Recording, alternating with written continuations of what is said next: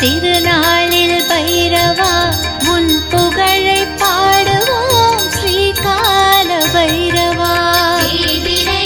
அஷ்டமி திருநாளில் பைரவா உன் புகழை பாடுவோம் ஸ்ரீகால பைரவா. செல்வம் பல வாழ்வினிலே அள்ளி தரும் பைரவா திருவடிகள் தினம் பணிவோம் ஸ்ரீகால பைரவா.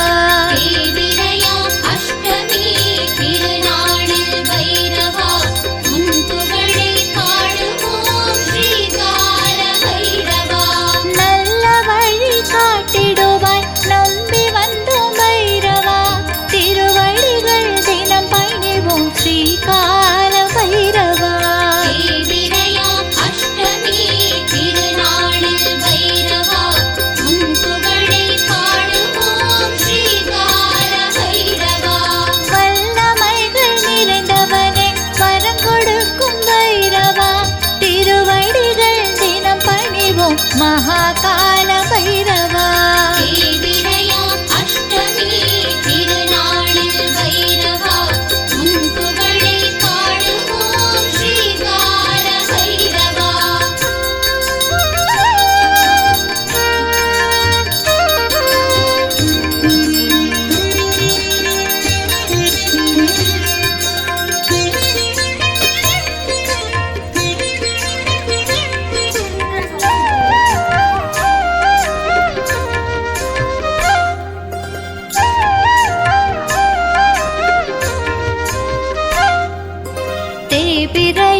அஷ்டமியே திருநாளில் பைரவா உன் புகழை பாடுவோம் ஸ்ரீகால பைரவா. அஷ்டமி திருநாளில் பைரவா உன் புகழை பாடுவோம் ஸ்ரீகால பைரவா. எதிரிகளின் இடர் நீங்கச் செய்பவனே பைரவா திருவடிகள் தினம் பணிவோம் ஸ்ரீகால பைரவா. அஷ்டமி திருநாளில் பைரவா உன் புகழை பாடுவோம் ஸ்ரீகால பைரவா. கதி என்று உன்னிடத்தில் சரணடைந்தோம் பைரவா திருவடிகள் தினம் பணிவோம் ஸ்ரீகால பைரவா. அஷ்டமி திருநாளில் பைரவா உன் புகழை பாடுவோம் ஸ்ரீகால பைரவா. விதி செய்யும் விளையாட்டை மாற்றி வைக்கும் பைரவா திருவடிகள் தினம் பணிவோம் மகாகால பைரவா. அஷ்டமி திருநாளில் பைரவா உன் புகழை பாடுவோம் ஸ்ரீகால பைரவா.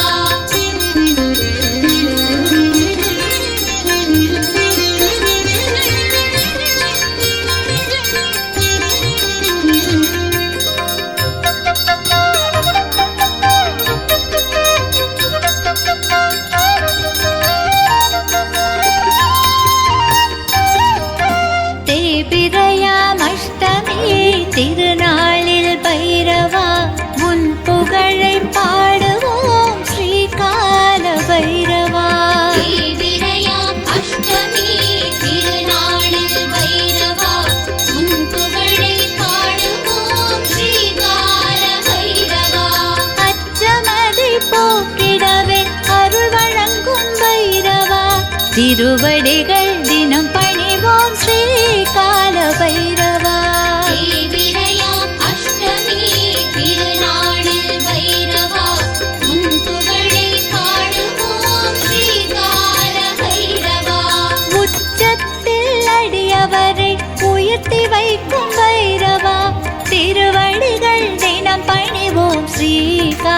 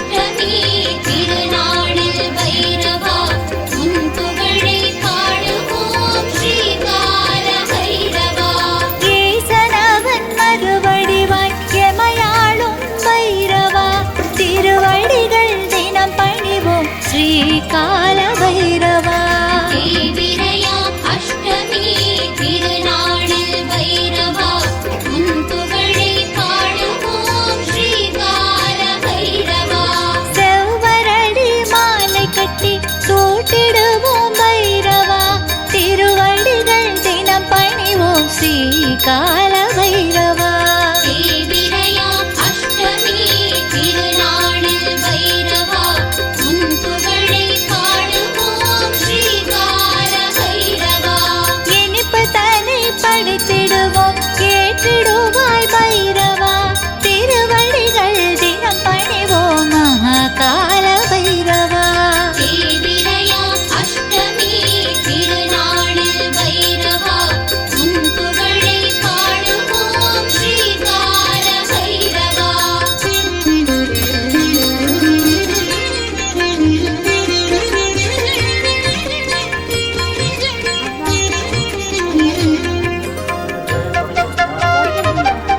அஷ்டமி திருநாளில்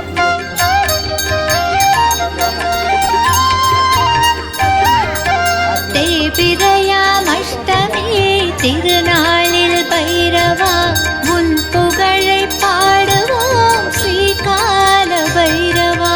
தேவிரையாம் அஷ்டமி திருநாளில் பைரவா உன் புகழை பாடுவோம் ஸ்ரீகால பைரவா. வறுமையில்லா வாழ்வினுக்கு வரம் கொடுக்கும் பைரவா.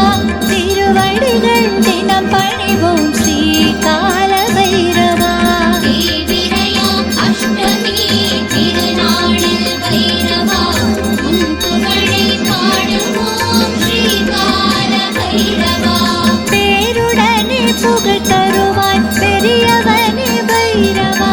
திருவடிகள் தினம் பணிவோம் ஸ்ரீகால பைரவா.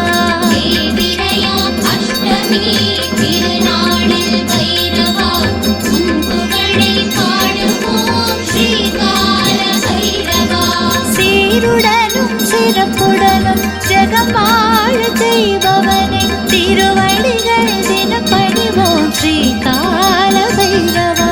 தேவிரையாம் அஷ்டமி திருநாளில் பைரவா உன் புகழை பாடுவோம் ஸ்ரீகால பைரவா. தேவிரையாம் அஷ்டமி திருநாளில் பைரவா உன் புகழை பாடுவோம் ஸ்ரீகால பைரவா.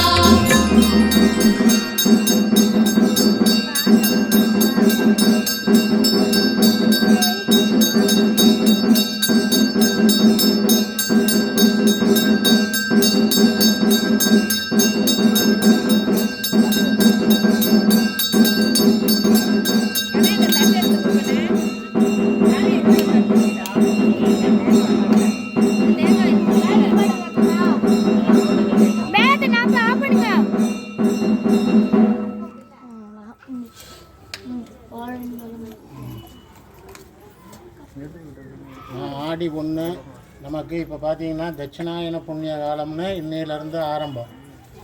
இது 6 மாதத்துக்கு. இப்போ நீங்கள் பார்த்தீங்கன்னா ஆடி, ஆவணி, புரட்டாசி, ஐப்பசி, கார்த்திகை, மார்கழி மாதம் வரலையும் அது என்னன்னு சொல்கிறது தட்சிணாயனம் அப்படின்னு சொல்கிறது. சூரியன் தெற்கமாக போயிடுவார்.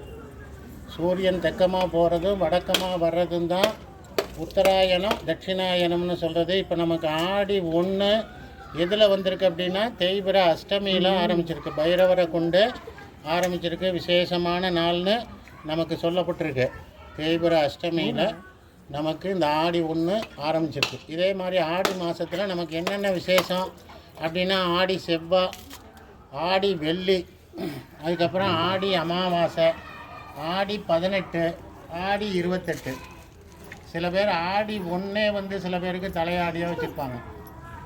ஆடி 1 சிலருக்கு கல்யாணம் ஆன குழந்தைகளுக்கு தலை ஆடி அப்படின்னு சொல்லிட்டு ஆடி 1ஆம் தேதி விசேஷமாக நீங்கள் ஆடி 18க்கு போய் அழைச்சிட்டு வர மாதிரி ஆடி 1க்கே அழைச்சிட்டு வந்து அவங்களுக்கெல்லாம் விருந்து வச்சு இது பண்ணுவாங்க.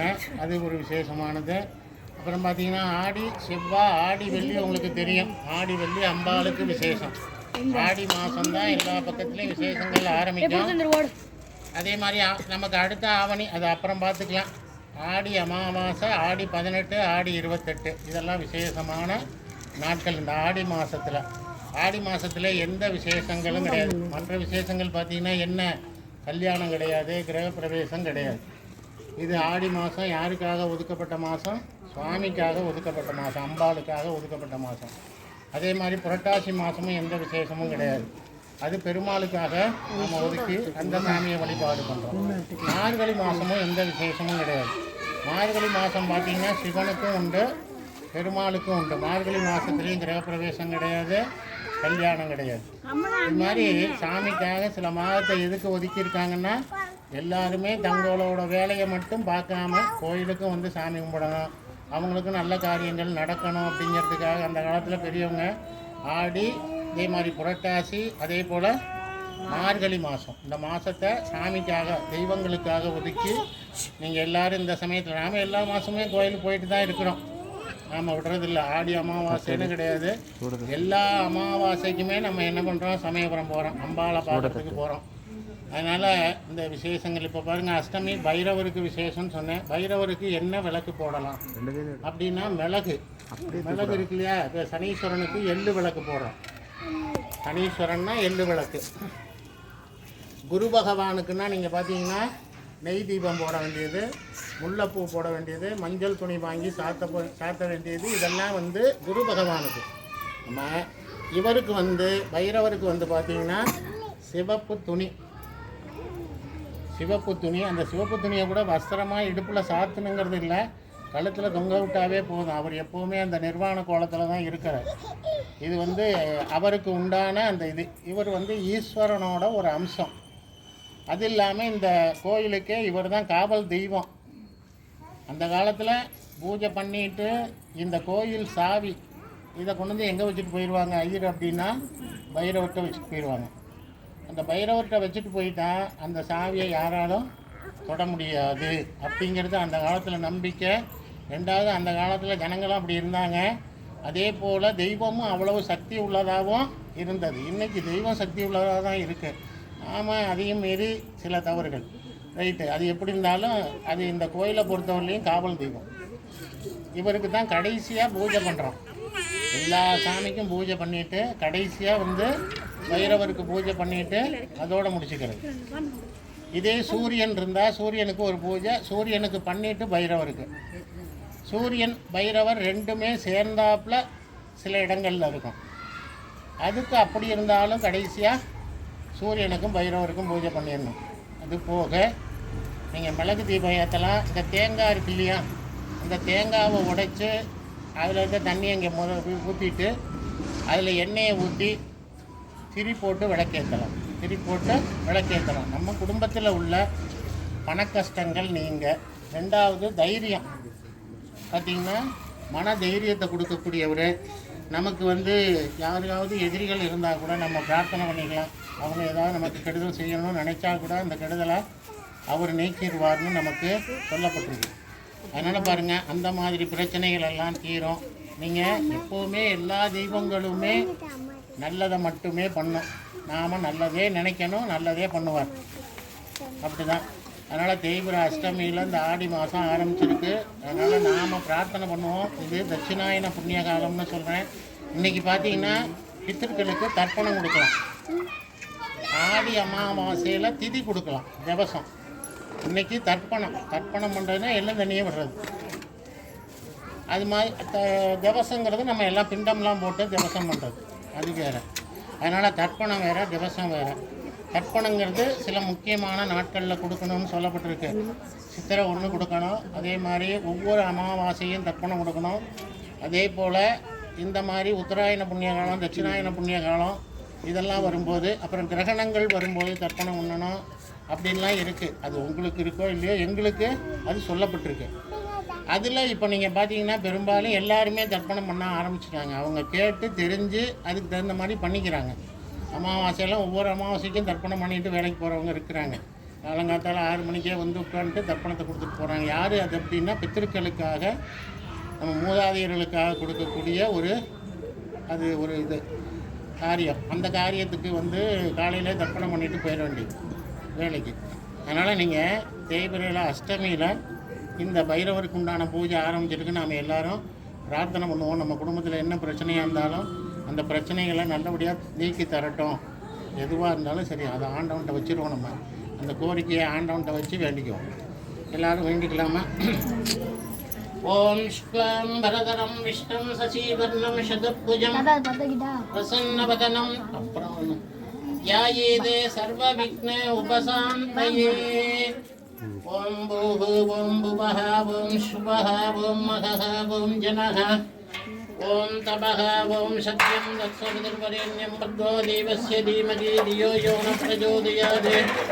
ॐ आपः ज्योतिरसः अमृतं ब्रह्मा भूर्भुवस्वरो ममो भाग्ये समस्ते दुरीदक्षयद्वारे श्रीपरमेश्वरप्रीत्यर्थं शिव शिव शिव संभोज्याय प्रवर्तमानस्य अद्य ब्रह्मणः द्वितीयपरार्थे श्वेतवराह कल्पे वैवस्वते मन्वन्तरे अष्टाविंशतितमे कलियुगे प्रथमे पादे जम्बोद्वीपे भारतवर्षे भरतखण्डे मेरोगो दक्षिणे पार्श्वे दण्डकारुण्यां शताब्दे अस्मिन् वर्तमाने विभगारिके प्रभवादीनां षष्ठिः संवत्सराणां मध्ये श्रीविश्वावसु नाम संवत्सरे दक्षिणायने ग्रीष्मऋतौ कटकमासे कृष्णपक्षे ध्यायां पुण्यतिथौ वासरः गुरुवासर संयुक्तायां शुभनक्षत्र अष्टमी तृतीयायां शुभनक्षत्र शुभयोग शुभकरण एवं गुण सकल विशेषेण विशिष्टायाम् अस्यायां जन्मनक्षत्रे जन्मराशौ जातस्य नामनक्षत्रे नामराशौ जातस्य शुभनक्षत्रे मीनराशौ जातस्य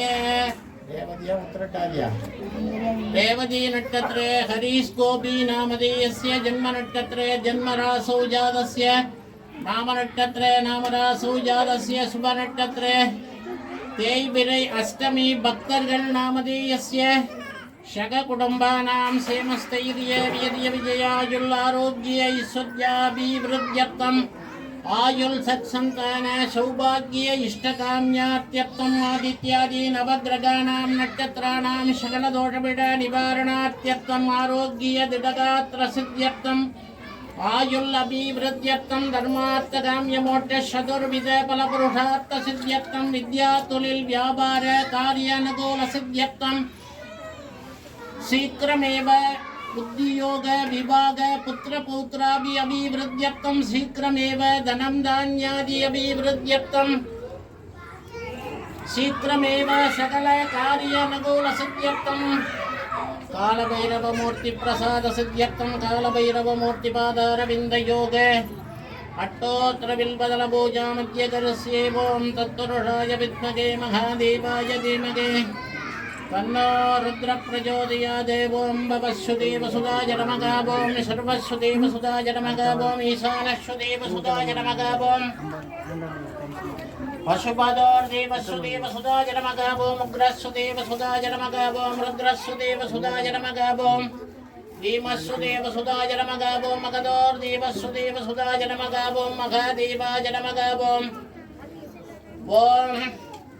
शंभवे नमः ओं विराजने नमः ओं शैशेखराय नमः ओं वामदेवाय नमः ओं विलोपाक्षाय नमः ओं कपर्दिने नमः ओं नीललोहिताय नमः ओं शंकराय नमः ओं शूलवारिणे नमः ओं महादेवाय नमः ओं कालभैरव मूर्ति नमः ओं नानाविध परिमलपत्र पुष्पाञ्जलिं समर्पयामि।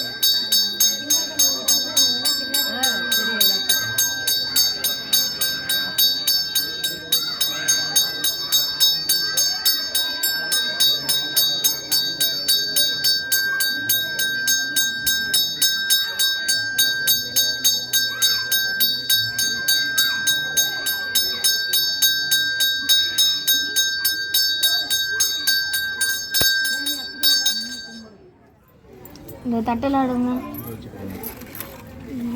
ஆடி மாதத்தில் இன்னொரு விசேஷம் சொல்ல மறந்தேன். என்ன விசேஷம்னா ஆடி கிருத்திகை. ஆடி கிருத்திகை ரொம்ப விசேஷம். கிருத்திகையில் பார்த்தீங்கன்னா 2 கிருத்திகை விசேஷமான கிருத்திகை. ஒன்று ஆடி கிருத்திகை, இன்னொன்று தை கிருத்திகை. இது 2 யாருக்கு விசேஷம்? முருகனுக்கு விசேஷம். கிருத்திகை முருகனுக்கு விசேஷம். இந்த ஆடி மாதத்தில் இதே நான் சொன்னது போல் ஆடி அமாவாசை, ஆடி வெள்ளி, ஆடி கிருத்திகை, ஆடி 18, ஆடி 28 இதெல்லாமே ஆடி மாதம். ஆடி செவ்வாய் இது எல்லாமே விசேஷமான நாட்கள் தான். இத்தனைக்கு நாம் முடிஞ்சால் ஒவ்வொரு விசேஷத்துக்கும் வந்து போகலாம். ஒவ்வொரு விசேஷத்துக்கும் வந்து சாமியை கும்பிட்டு போகலாம்.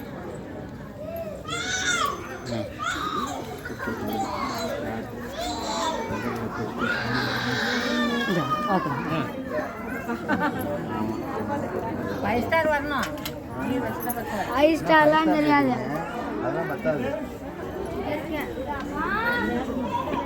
அப்படி நின்று கண்ணு திரும்பி வரணும்.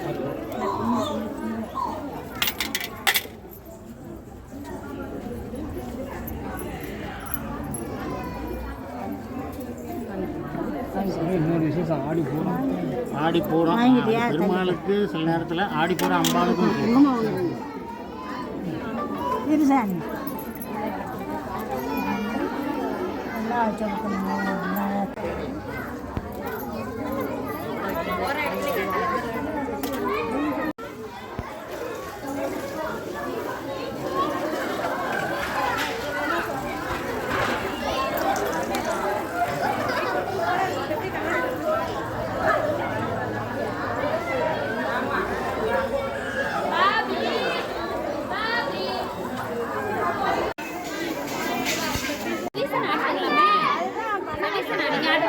பண்ணலாம்.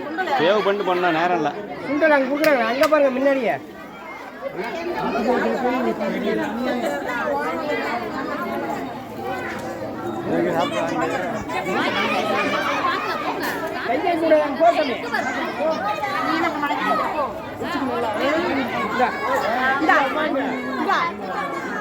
அங்கே போட்டாமே